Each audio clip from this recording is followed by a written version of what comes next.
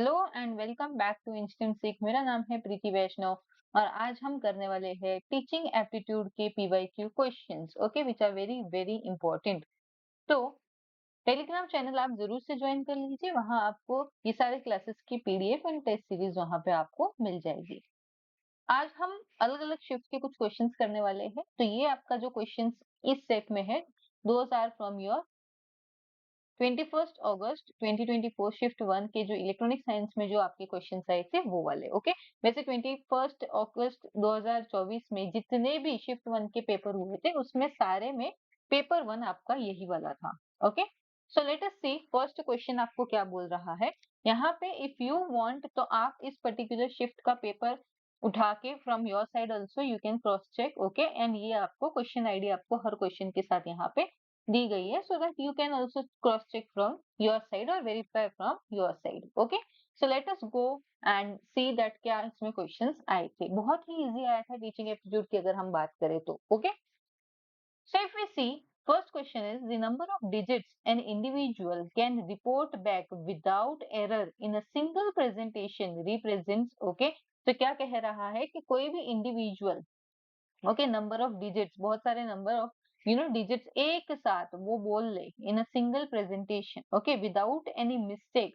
तो इसे हम क्या बोलेंगे, ओके, इसे हम क्या बोलेंगे। तो ऑफ कोर्स वो अगर कोई इंसान कहीं से कुछ बोल रहा है विदाउट एनी मिस्टेक, एक सांस में एक बार में अगर वो कुछ बोल रहा है, ओके, तो उसे हम बोलेंगे मेमोरी स्पैन, ओके, उसे हम बोलेंगे मेमोरी स्पैन। बहुत ही easy. Next, a collection of students' work in an area showing growth, self-reflection, achievement is known as, okay। So usually ये ना टीचर्स को पढ़ाया जाता है जब वो बीएड वगैरह करते हैं, ओके।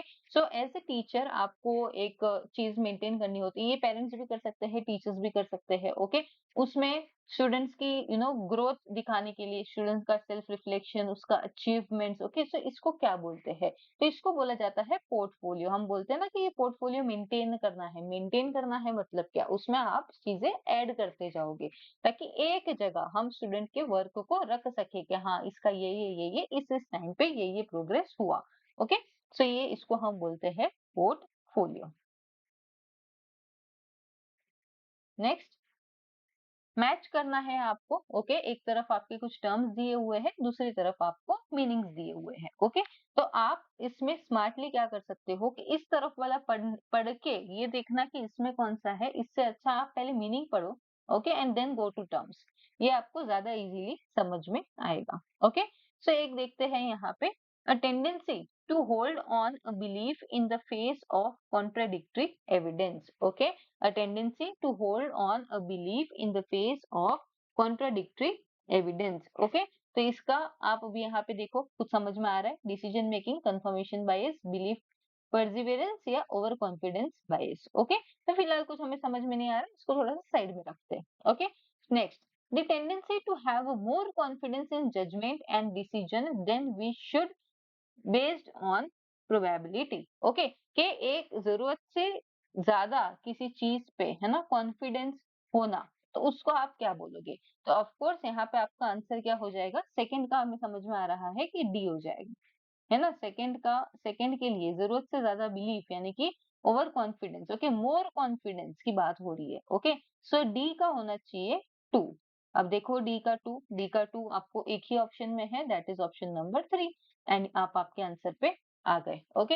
अब बाकी का भी एक बार देख लेते हैं, but this is the proper way you can deal with this particular thing. वैसे अगर आप फर्स्ट वाले में भी देखते तो बिलीफ, ओके, तो बिलीफ का आपका हो जाता सी, बिलीफ परसिवियरेंस, ओके। बिलीफ से आपका बिलीफ परसिवियरेंस यहाँ पे निकल जाता, okay. So what ever it may be, आपको एक समझ में आएगा, दूसरा हो सकता है फर्स्ट ना समझे, सेकंड ना समझे, तीसरा समझे, ओके। बट शांत रह के अगर हम उसको समझने की कोशिश करें तो आपके आंसर आ जाते हैं, ओके। अब देखो बाकी के हमें करने की जरूरत भी नहीं है, बट स्टिल एक बार समझने के पर्पज से हम कर लेते हैं, ओके। सो ए का हो जाएगा 4, that is decision making, evaluating alternatives and making choices amongst them, okay. कि आपके पास चार चीजें हैं, चारों को आप चीजों को चेक करोगे, ओके। चीजों को चेक करने के बाद एक फाइनल डिसीजन आप यहाँ पे ले लोगे, so that is decision making. B का है 3, the tendency to search for and use information that supports our ideas rather than refuse them, okay. कि हम कंफर्मेशन बायस पे ना देखने की कोशिश कर रहे हैं ना, कि हम सर्च कर रहे हैं for and use that information, कि हमारे आइडिया ही सही है। उसके लिए हम और भी एग्जांपल्स ढूंढने की कोशिश कर रहे हैं, या और भी कि कैसे भी करके आप अपनी बात को साबित कर दो। Okay, so that is confirmation bias. And then belief perseverance हमने देख लिया, एंड ओवर कॉन्फिडेंस बायस भी हमने देख लिया। So in this way your correct option will be answer number 3। Okay, अब ये कुछ क्वेश्चंस है आपके शिफ्ट 21 अगस्त शिफ्ट 2 के। Okay, next, Reena wanted to eat an ice cream. Okay, Reena को आइसक्रीम खानी थी। She took out a phone number online. उसने ऑनलाइन कोई फोन नंबर निकाला। उसने she repeated the number over and over again while dialing. Okay, बार बार वो नंबर को रिपीट करती रही डायल करते टाइम। और and after order was delivered she forgot the number. एक बार ऑर्डर डिलीवर हो गया तो वो नंबर भूल गई। This is an example of use of which memory process. Okay, तो हम ये किस टाइप की मेमोरी की बात कर रहे हैं, कि आपने छोटे समय के लिए किसी चीज को याद रखा, काम खत्म और आप उस चीज को भूल गए। Okay, so that will be your short term memory. बहुत ही easy. Okay, so that will be your short term memory. Usually छोटे बच्चों के साथ ऐसे ही होता है। छोटे बच्चे तो क्या, हम भी ऐसे ही करते हैं। कोई चीज हमारा एक बार खत्म हो जाए तो हम उस चीज को भूल जाते हैं, है ना, कि उस चीज तक ही हमें याद रहता है, उसके बाद वी विल फॉरगेट। तो your correct answer will be short term memory. Okay, next, which higher order knowledge can make the difference between how well and quickly one's students learn material? Okay, so ऐसा कौन सा एक higher order के knowledge है, okay, जो आपको बताएगी कि कितनी जल्दी और कैसे, कितने अच्छे से आपके स्टूडेंट्स चीजों को लर्न कर रहे हैं। ओके, कि how well and quickly once students learn material. Okay, तो इस पर्टिकुलर कॉन्सेप्ट को हम बोलते हैं meta cognition. Okay, meta cognition मतलब कि क्या, आपके आप क्या सोच रहे हो और क्यों सोच रहे हो वो आपको पता होना, है ना। तो मेटा कॉग्निशन मतलब थिंकिंग की भी थिंकिंग, कि आप किस चीज को कैसे सोच रहे हो और क्यों सोच रहे हो, वो भी आपके दिमाग में आना। ओके, उसको बोलते हैं मेटा कॉग्निशन। एक चीज याद रखना, हाईएस्ट ऑर्डर ऑफ थिंकिंग है ये। Okay, meta cognition is highest order of thinking. तो जब भी हायर ऑर्डर ऑफ नॉलेज और हायर ऑर्डर ऑफ थिंकिंग की बात आएगी, तब तब आपका आंसर करेक्ट हो जाएगा मेटा कॉग्निशन। ओके, कि सोच की भी समझ रखना, कि आप क्या सोच रहे हो उसकी भी समझ आपको है। तो that will be your higher order thinking और हायर ऑर्डर नॉलेज। ओके, कि आपको पता है कि आपके स्टूडेंट्स हाउ वेल, कितने अच्छे से और कितनी तेजी से आपके बच्चे लर्न कर पा रहे हैं किसी चीज को। तो that will be your Meta cognition. Okay, so answer number 3 will be a correct option.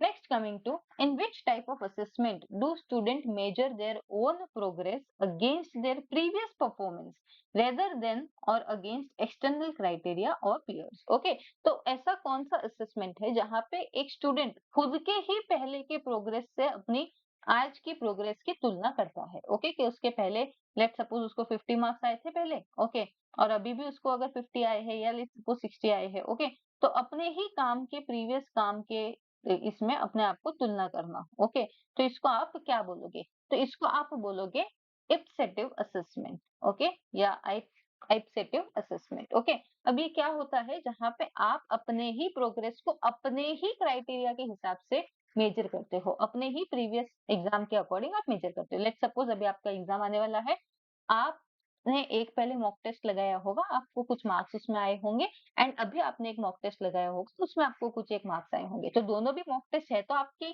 पहले भी आपने लगाया और आज भी आपने लगाया, बट यू आर कंपेयरिंग कि आपका क्या प्रोग्रेस हुआ है, क्या आपके मार्क्स बढ़ रहे हैं, क्या आपके मार्क्स स्टैटिक है, उतने ही है, या क्या आपके मार्क्स रिड्यूस हो रहे हैं। Okay, so that will be your ipsative assessment. अब पेयर असेसमेंट क्या होता है, जहां आप अपने फ्रेंड्स के साथ तुलना करते हो। ओके, कि अच्छा इसको इतना आया, मुझे इतना आया। फ्रेंड्स है अपना जो एज ग्रुप है या जो क्लास है, ओके, उसको आप बोलते हो पीयर असेसमेंट। ओके, देन होता है आपका फॉर्मेटिव असेसमेंट, जो टीचर्स कंडक्ट करते हैं यूजुअली क्लास के पूरे एक एकेडमिक ईयर के बीच बीच में जो आपके छोटे छोटे टेस्ट लिए जाते हैं, उसको आप बोलते हो formative assessment.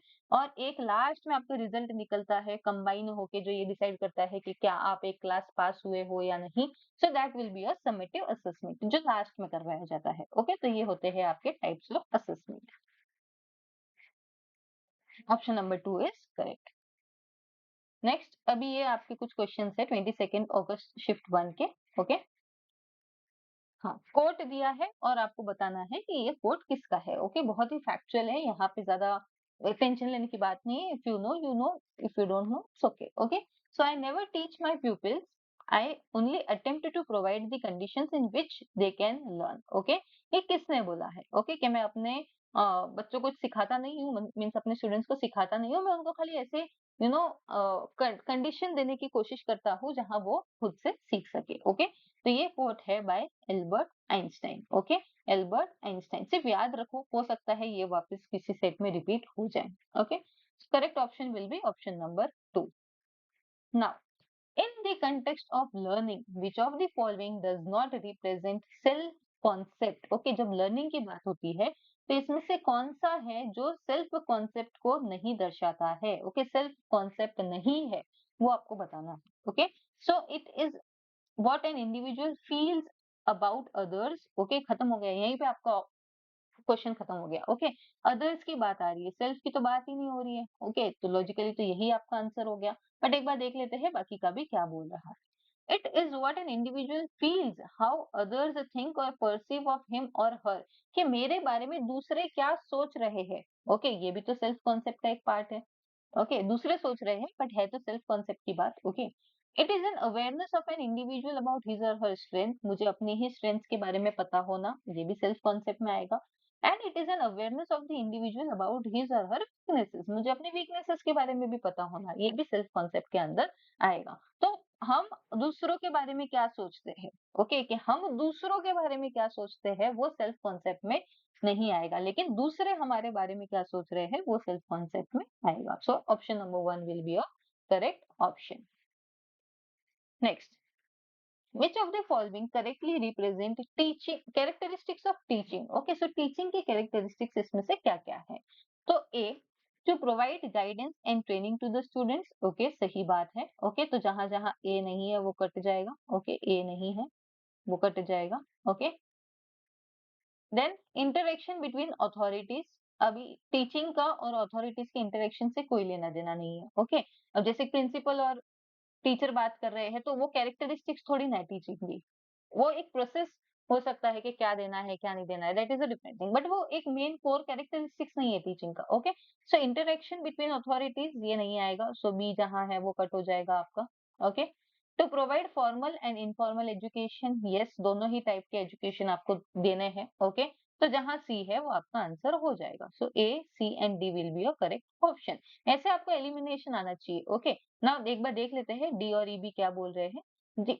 N art to import knowledge to students in an effective way, बिल्कुल, टीचिंग एक कला है कि आप कितने अच्छे से आपका नॉलेज बच्चों तक पहुंचा सकते हो। Okay, so that is the thing. And E, to prepare policies for cooperate bodies, अब कोऑपरेट बॉडीज के लिए पॉलिसी बना के कौन सा कैरेक्टरिस्टिक्स है ये टीचिंग का, ये तो टोटली इलॉजिकल हो गया है ना, तो ई भी आपका यहाँ से एलिमिनेट हो जाएगा। So your correct option will be A, C and D. Okay, A, C and D. Next, यहाँ अगेन लर्निंग स्टाइल्स दी है एंड आपके कैरेक्टरिस्टिक्स दिए हैं। ओके, कि एक तरफ आपकी कैरेक्टरिस्टिक्स है, दूसरी तरफ आपके लर्निंग स्टाइल्स दिए हैं। जैसे हमने बात की कि इस बार भी आप ये देखो, छोटे से बड़े की तरफ जाना इज अ डिफिकल्ट, बट आप एक पूरा बड़ा सेंटेंस पढ़ लो और उसका फिर आप देखो कि अच्छा ये कौन सा हो सकता है, तो that will be more easy for you to understand. Okay, that will be easy for you to understand. तो यहाँ पे देख लेते हैं कि पहला क्या बोल रहा है। They are best at concrete experience and reflective observation. Their strength is their imaginative ability. They tend to be interested in people and emotional elements. Okay, तो यहाँ पे क्या बोल रहे हैं कि concrete experiences में इनको बहुत बहुत अच्छे हैं ये इस तरह के जो बच्चे होते हैं। ओके, या इस तरह के जो लोग होते हैं, रिफ्लेक्टिव ऑब्जर्वेशन है इनका। ओके, उनका स्ट्रेंथ उनका इमेजिनेशन है कि कितना अच्छे से वो चीजों को इमेजिनेट करते हैं। Okay, and they tend to be interested, लोगों में बहुत ज्यादा दिलचस्पी होती है कि ये क्या कर रहा है वो क्या कर रहा है, और ऑफ कोर्स जो इंसान लोगों में ज्यादा दिलचस्पी रखता है उसका एक थोड़ा सा इमोशनल एलिमेंट भी ज्यादा होता है। ओके, तो ये थोड़े इमोशनल एलिमेंट भी रखते हैं। ओके, अब थोड़ा सा समझ में नहीं आया तो इसको थोड़ा सा साइड में रखते हैं। ओके, जो ऐसा हमें पकड़ना है जो तुरंत आपको समझ के लगे कि हाँ ये इसका आंसर ये इसमें से मैच हो जाएगा। ओके, तो नहीं समझा, फिलहाल के लिए इसको साइड में रखते हैं। Next, they are good at abstract conceptualisation. Okay, अब एब्स्ट्रैक्ट, एब्स्ट्रैक्ट माने कि बहुत ही डिफिकल्ट चीज को कंसेप्चुअलाइज करना, समझना। Okay, and active experimentations like solving problems, practical application of ideas. Okay, so experiment करना, प्रॉब्लम्स को सॉल्व करना, प्रैक्टिकल एप्लीकेशंस, एक किसी आइडिया का प्रैक्टिकली उसको इम्प्लीमेंट करना। ओके, तो ये बहुत ही इंपॉर्टेंट यहाँ पे हो जाता है। ओके, तो अभी अगर हम इन दोनों में देखें कि यहाँ पे हमें क्या समझ रहा है। ओके, फिर भी चलो कुछ समझ में नहीं आया तो अभी क्या करें, अभी देखते हैं, नेक्स्ट भी पढ़ के देखते हैं। Okay, now they enjoy and seek new experiences and adopt to new situations and are intuitive, risk takers and open minded. Okay, अब यहाँ पे हाँ ये समझ में आ रहा है कि कोई भी एक ऐसा व्यक्ति जो एंजॉय करता है, नए एक्सपीरियंस को एंजॉय करता है। देखो कुछ कुछ लोग होते हैं जिनको बदलाव पसंद नहीं है, और कुछ कुछ लोग होते हैं जिनको बदलाव में मजा आता है ना।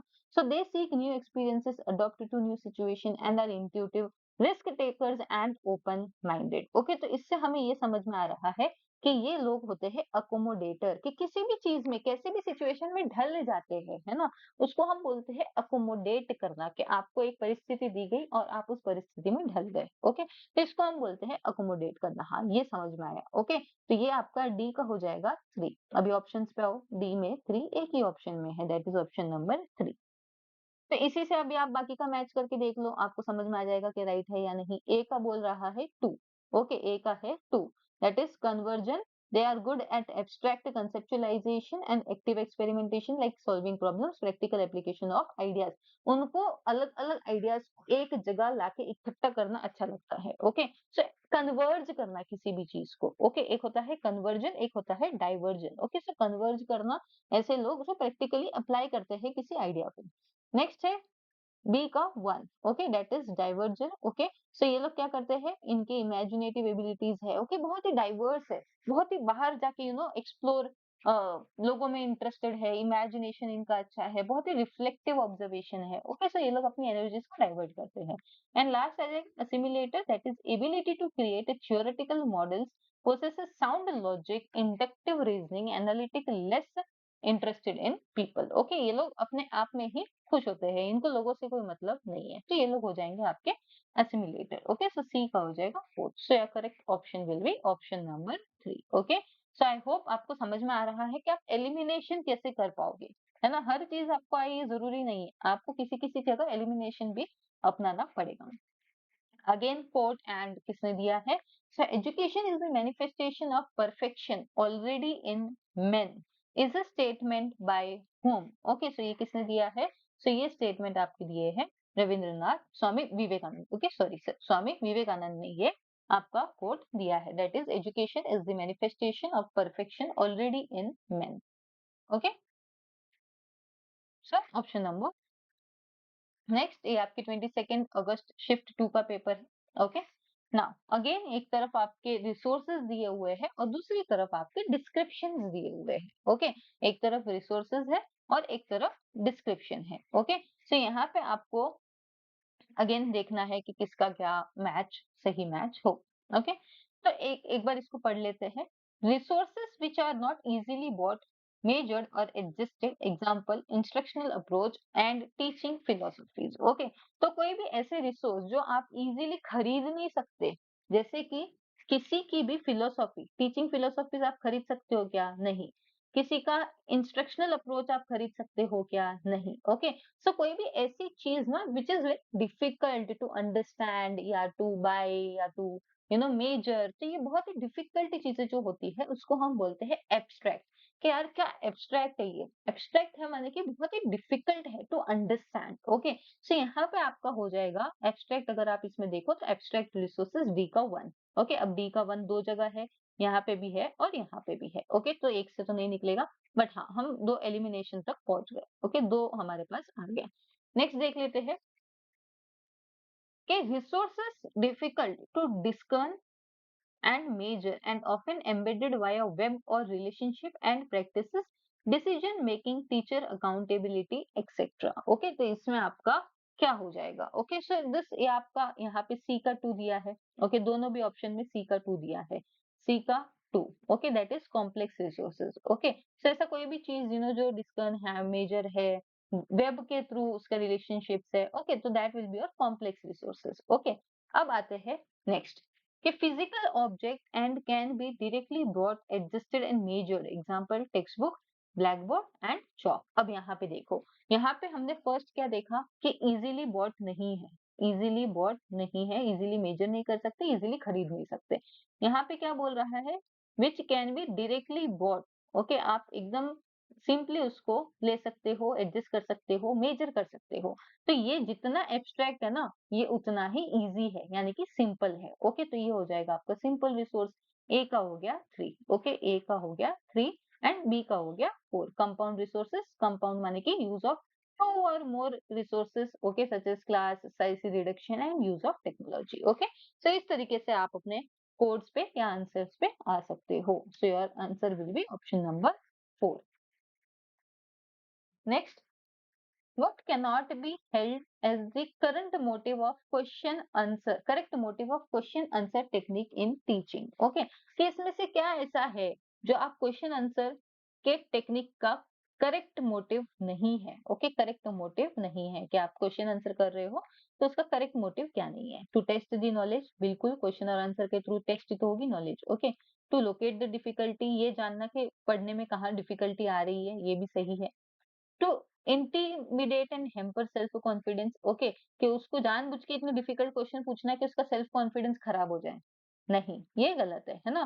This is wrong. So your correct option will be option number 3, okay, correct option will be option number 3। And last, to promote thinking and originality, बिल्कुल है कि क्वेश्चन आंसर्स पूछ के आप थिंकिंग को प्रमोट करोगे, but 3 will be your incorrect option, माने कि करेक्ट है but it can not be a motive for question answer technique, okay.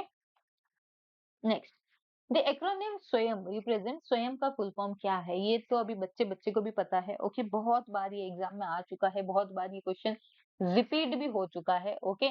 So without any further delay, study web of active learning for young aspiring minds, okay. ये आप भी अगर अभी भी आपको नहीं पता है तो रट लो इस चीज को, ये बहुत बार आता है। स्वयं से और भी चीजें उठती है बहुत सारी, स्वयं, मूक, स्वयं प्रभा, ये सारी चीजें बहुत ही ट्रेंडिंग सा टॉपिक हो गया है, ओके। सो इन सब चीजों को एक बार देख लेना। So option number 3। Next, which of the following can be considered as the component of development of ability of critical and logical thinking, okay, कि हम इसमें से कौन से ऐसे कंपोनेंट्स है जिसके द्वारा हम ये बता सकते हैं कि जो development of ability of critical and logical thinking में हमें हेल्प करेगा, okay. So to identify the problem, बिल्कुल ये तो होना ही चाहिए, ये सब जगह दिया है, okay. To analyse the problem, ये भी होना चाहिए, बी 3 जगह दिया है, ओके। सो ये ऑप्शन कट गया। टू एस्टेब्लिश सब्जेक्टिव ट्रूथ, नहीं, ये नहीं होना चाहिए, ओके। सब्जेक्टिव माने की क्या, सेल्फ, कि मैंने खुद, मेरी मेरी मर्जी, मैंने बोल दिया कि 2 + 2 इज इक्वल टू 5, ये मैंने बोल दिया कि 2 + 2 इज इक्वल टू 5। तो ये तो गलत हो गया ना, क्या मेरे बोलने से क्या होता है, ओके। 2 + 2 इज इक्वल टू 4, ये तो ऑब्जेक्टिव है, सबके लिए है, ओके। सो सब्जेक्टिव माने कि ऐसी कोई चीज जो मैंने अपने हिसाब से ऐड कर दिया, मैंने अपने हिसाब से बोल दिया, ओके। सो सब्जेक्टिव नहीं, कभी भी कोई भी चीजें ऑब्जेक्टिव होनी चाहिए, है ना, कि सबके लिए सेम हो, ओके। सो सी नहीं होना चाहिए, तो सी नहीं होगा तो यहाँ से ये भी चीज निकल जाएगा, okay. Then to select relevant facts and principles, okay, to select relevant facts and principles, okay, ये भी होना चाहिए। then to draw inferences and conclusion, ये भी होना चाहिए, okay। so आपका correct option option number A, B, D and E, okay. So C छोड़ के सारे ही ऑप्शन आपके करेक्ट है, ओके। नेक्स्ट, नेक्स्ट है आपका again Mayar Briggs types of learners दिया है और उसके इंडिकेटर्स दिए हैं, ओके। एक तरफ आपके लर्नर्स है, एक तरफ उनके इंडिकेटर्स है कि क्या आप देखोगे तो आपको समझ में आएगा, ओके। सो एक बार देख लेते हैं वापस कि क्या है और क्या नहीं है, okay. So depend on outside simulation and interaction for engaging in learning, okay. बाहरी चीजें चाहिए होती है इनको कि बाहर का मुझे कोई कुछ अभी जैसे आप पढ़ रहे हो, आपको जेआरएफ चाहिए, आपको नेट चाहिए भी, ये आपका इंटरनल मोटिवेशन है ना, कि आपको आगे जाके असिस्टेंट प्रोफेसर बनना है। This is your internal motivation, तो ये एक होता है इंटरनल, एक होता है आउटसाइड, कि आपको बाहर से कोई पुश कर रहा है कि अरे ये कर दे, ये हो जाएगा, वो कर दे, वो हो जाएगा, जेआरएफ कर ले, पैसे मिलेंगे पीएचडी में लेने के बाद एडमिशन। तो ये तो हो गया आपका आउटसाइड मोटिवेशन, है ना, एक्सट्रिंसिक मोटिवेशन या एक्सट्रोवर्ट लर्नर भी हम इसको बोल सकते हैं। ओके, जो बाहरी सिमुलेशन को ढूंढता है कि बाहर से अगर मेरे को कोई बूस्ट दे दे, कोई मोटिवेशन वाला भाषण दे दे, तो मैं आराम से सीख जाऊंगा। ओके, सो ये हम बोलेंगे आउटसाइड, या आउटसाइड सिमुलेशन को हम बोलेंगे एक्सट्रोवर्ट लर्नर्स। ओके, कि जो बाहरी चीजों को ढूंढते हैं, इंट्रिंसिक नहीं है उनके अंदर मोटिवेशन। ओके, सो बी का होना चाहिए 1। अब बी का 1 आपको दो ऑप्शन में दिख रहा है, दैट इज 2 and 3। ओके, दो ऑप्शन में आपको बी का 1 दिख रहा है, तो एलिमिनेशन नहीं होगा। डी का हो गया 2, ये यहाँ से फिक्स है, डी का 2, दैट इज द थिंकर्स है, they choose to decide things impersonally based on analysis, self discipline, logic, prefer clear course and outcome. Okay, सही है। नेक्स्ट देखते हैं कि concerned with knowing the essentials and take action quickly, intolerant and ambiguity. Okay, कि किसी भी चीज को जान के ओके फटाक से एकदम से एक्शन ले लेना क्विकली। ओके, इनटॉलरेंट होते हैं, थोड़े से एम्बिग्यूटी होते हैं, उनको खुद को नहीं पता होता कि वो लोग क्या कर रहे हैं। ओके, सो ऐसे में आ जाएगा आपका जजिंग लर्नर्स, बहुत ही फास्ट, एकदम तुरंत से जज कर लिया किसी चीज को और तुरंत से ले लिया decision. Okay, so they will be judging learners. A का हो गया 3, and in this way your correct option becomes option number 3। B का हो गया 1 एंड सी का हो गया 4। Okay, intuitors seek out patterns and relationship among the facts they gather, inferences, guesses from the context. Okay, so यहाँ पे आपका option number 3 will be your correct option. Okay, so thank you very much for this particular session. Okay, ऐसे ही instant के साथ बने रहिए। For further updates in सारी चीजों को आप फॉलो कर लीजिए। Okay, WhatsApp, Telegram, Instagram, YouTube को लाइक, शेयर एंड सब्सक्राइब। और if you want any particular topic कि हाँ ये टॉपिक पे और वीडियोस चाहिए, whether it is paper 1, whether it is paper 2, okay, तो कमेंट जरूर से कर दीजिएगा। So we will try our best to bring that particular topic before examination. Okay, so thank you so much. Now we will be meeting our next class. Till then, take care. Jai Hind.